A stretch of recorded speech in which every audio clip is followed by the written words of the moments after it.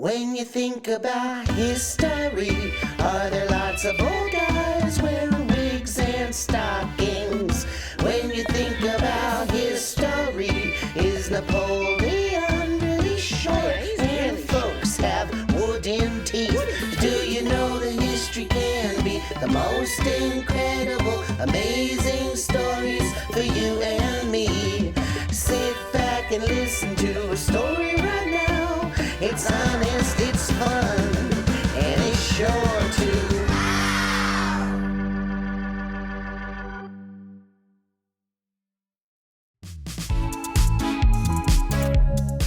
Hi, young historians.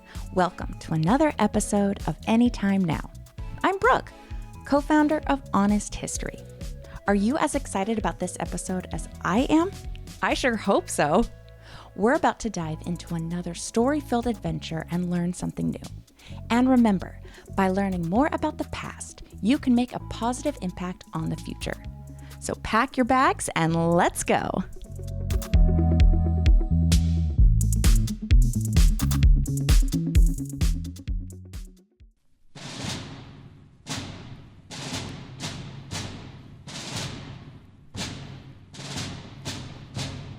When James Forten was just 15 years old, he was faced with a terrifying decision: betray his country or face prison.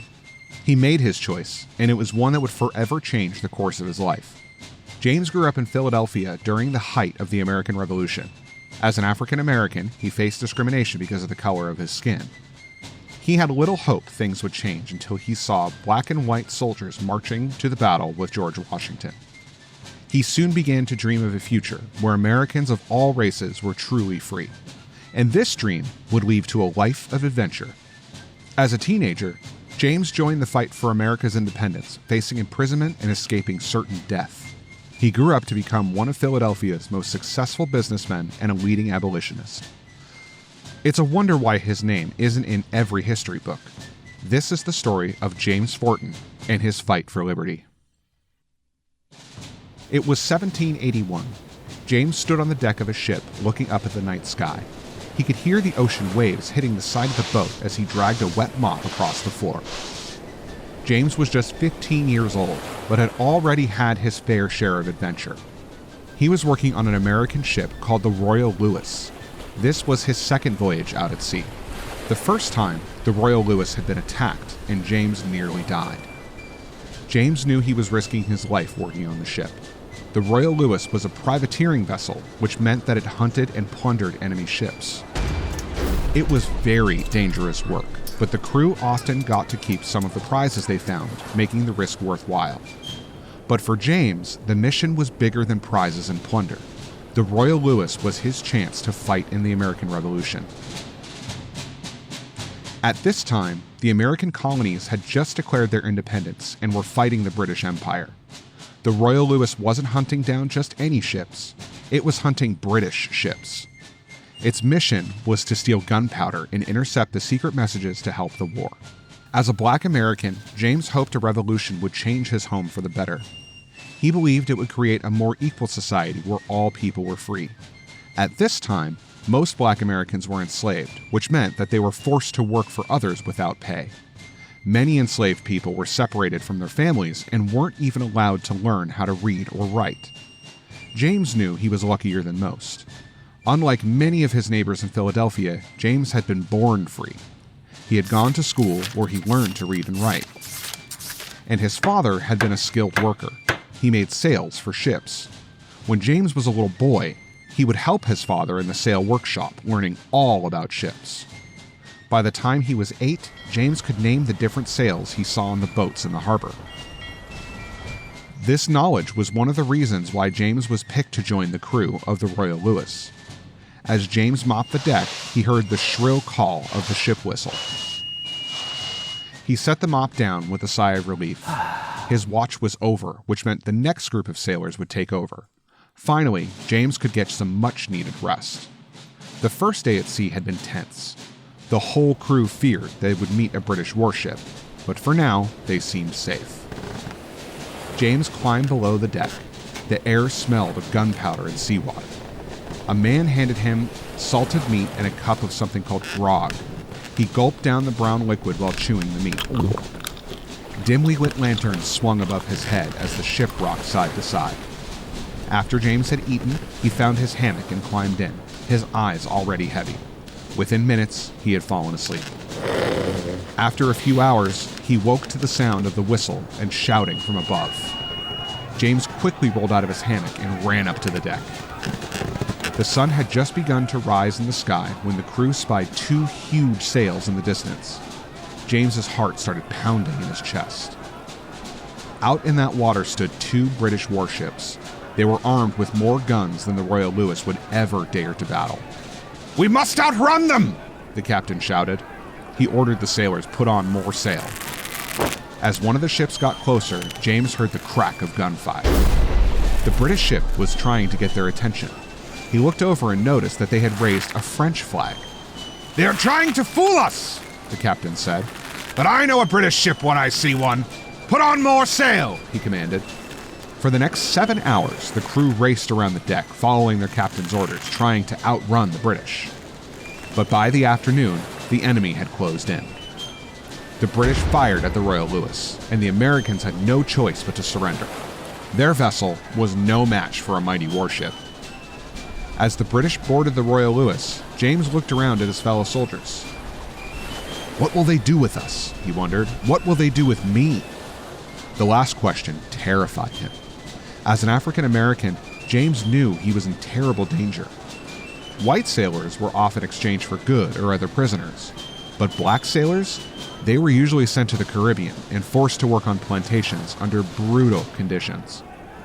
James feared he would be sold into slavery. It was a fate he had escaped his whole life. James and the rest of the crew stood on the deck. The British captain circled the men, looking over them carefully. James's young face caught his attention. "My son Henry needs a companion," he said, pointing at James. Henry was 12 years old and had joined his father on the ship. "You will keep him out of trouble," the captain ordered.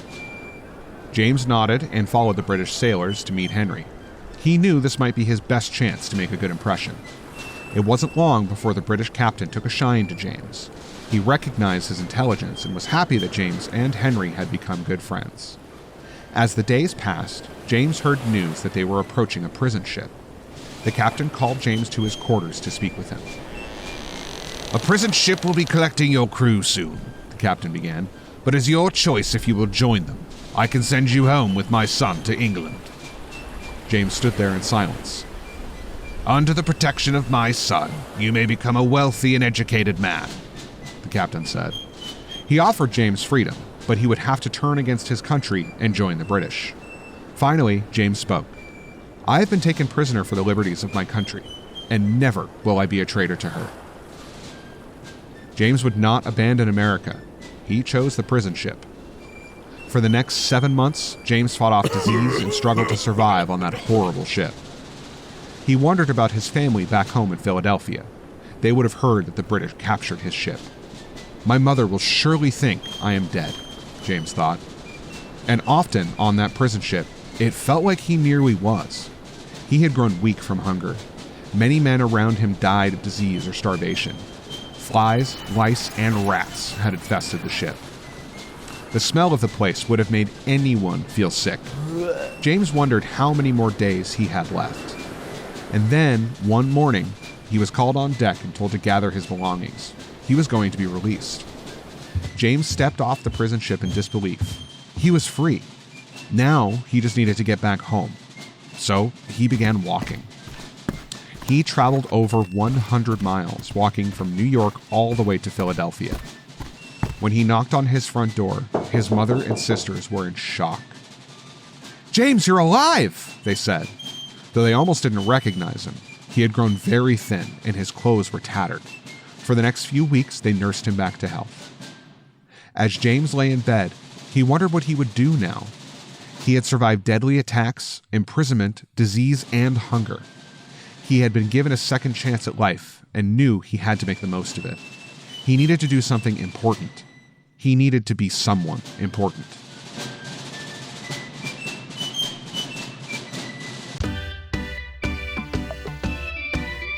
Hi, friends. Are you enjoying today's episode?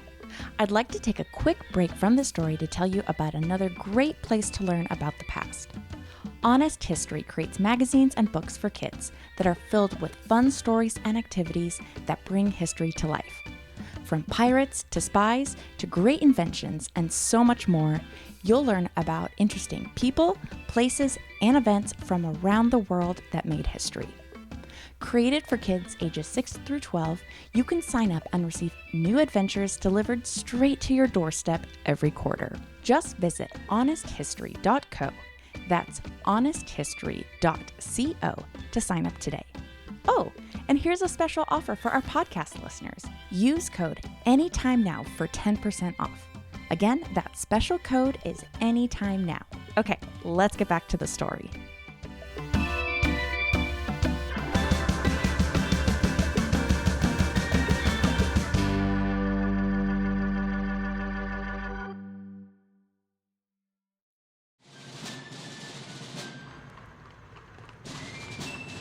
James walked along the cobblestone streets of Philadelphia. It had been 4 years since he had first set sail on the Royal Lewis, and a lot had changed. For one thing, the Revolutionary War was over, and the American colonies were busy creating their own government. James was now 19 years old and needed to find a way to make money to help his family. He remembered the sailmaking business his father had worked for. It was owned by a man named Robert Bridges. Perhaps Mr. Bridges will hire me, he thought.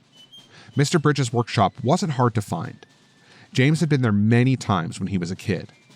When he walked into the building, he spotted the businessman immediately. "Mr. Bridges," James said as he walked towards him, "you may not remember me, but I am James Forten, Thomas Forten's son." Robert Bridges turned and looked at James.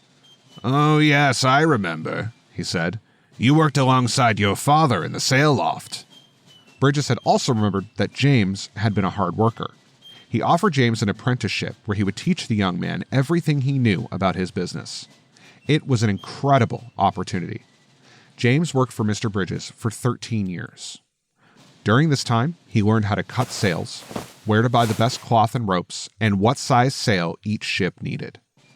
Working alongside Mr. Bridges, James became an expert sailmaker and a talented businessman. When Robert Bridges decided to retire, he couldn't think of anyone better than James to take over his business. So, in 1798, Mr. Bridges left his sailmaking business to James. That day, James Forten became one of the new black business owners in Philadelphia, and he would soon become the richest. Sailmaking can make you a lot of money in those days. Every year, hundreds of ships came into Philadelphia's port, and many of these ships needed to repair their sails or get brand new ones. So James's workshop was busy, and ship owners were happy to do business with him. He had gotten a reputation for being honest and hardworking. But those who entered James's workshop were often surprised by what they found. There, about 30 men were all working together to make a sail. Some of these men were white, but nearly half of them were black. This was a rare sight in the 1700s. "Here," James said, pointing to his workshop, "you see what may be done and ought to be done in our country." James hoped that one day the whole country would be like his workshop, where people of all races could work together, side by side. This was something James didn't just dream about. He worked hard to make it come true.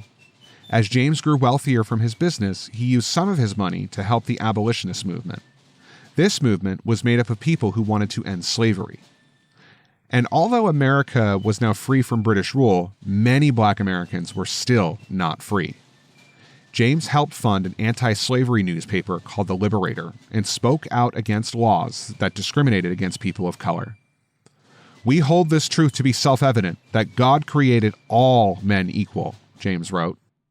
He also had an important rule for his business. He would never work with a ship owner involved in the slave trade. If James even suspected that a ship was used in the slave trade, he turned it away.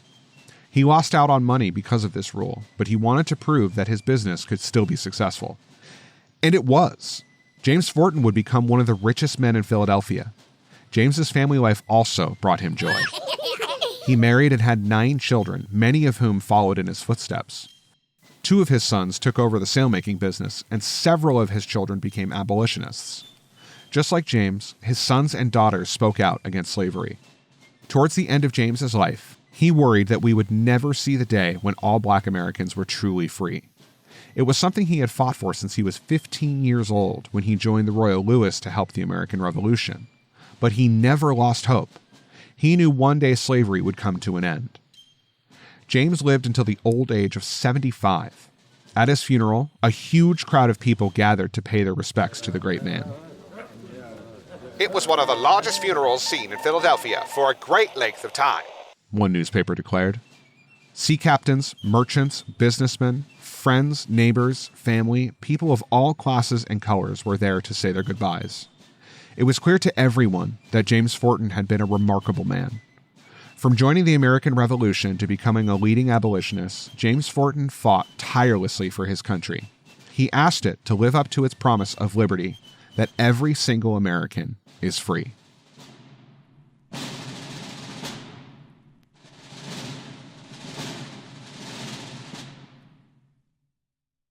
Welcome back! What did you think of today's adventure? We hope you learned something new. Be sure to share the story with your friends and family, and use what you've learned today to go out there and make a positive impact on history yourself. That's all for now, but if you want to learn more about important and amazing stories from the past, be sure to subscribe to Honest History Magazine, where you'll discover stories from around the world. Thanks for listening! This episode was narrated by Randall Lawrence and written by Heidi Coburn. Production was led by Robot Pirate Media. To learn more about Honest History, visit us at honesthistory.co and follow along for updates on social media.